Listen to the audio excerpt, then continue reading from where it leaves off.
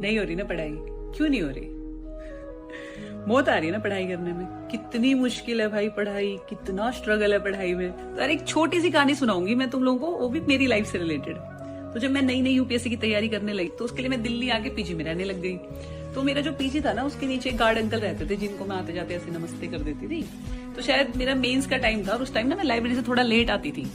तो ऐसे ही एक दिन रात को मैं आई तो मैंने उनको नमस्ते की। तो अंकल ने ऐसे ही मुझसे पूछ लिया कि और बेटा कैसी चल रही है पढ़ाई।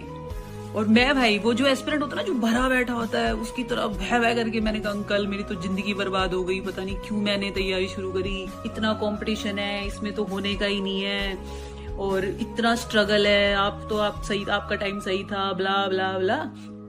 और अंकल ना थोड़ी देर तो मुझे देख सुनते रहे और फिर हल्का सा मुस्कुराए और फिर मुझे कहते हैं कि बेटा स्ट्रगल क्या होता है आपको पता ही नहीं है।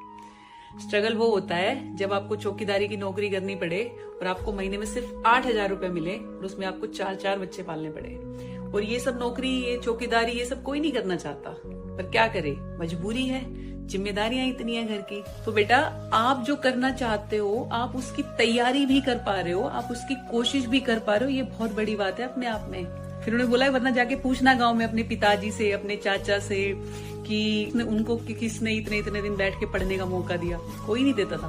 पहले 10वीं कर ली, 12वीं कर ली तो सब लगता था कि बस अब फौज पुलिस में लग जाए, लग गया तो ठीक है, नहीं तो अपने खेती बाड़ी कर लेगा, क्योंकि शादी भी करानी होती थी। और महिलाओं को तो ये मौके कभी मिले ही नहीं।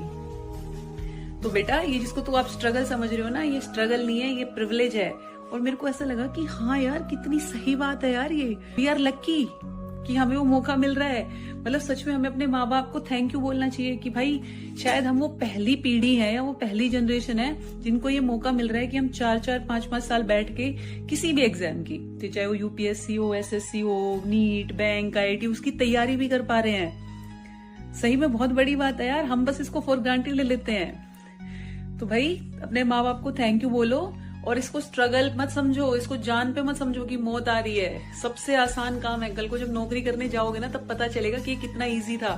एक कुर्सी पे बैठ के सिर्फ पढ़ना है, सिर्फ पढ़ना, ठीक है? तो खुश रहो और दिल से पढ़ाई करो यार। बाकी देखो सिलेक्शन होना ना होना आपके हाथ में नहीं है और इतनी कुछ चीजें तो भगवान पे भी छोड़ देनी चाहिए यार, वो हमारे लिए सब अच्छा ही करेंगे। बस हमें अपनी तरफ से मेहनत करनी है और मेहनत करने में मरना नहीं है यार। ऐसे नहीं है, हमसे नहीं हो रहा, क्यों नहीं हो रहा यार।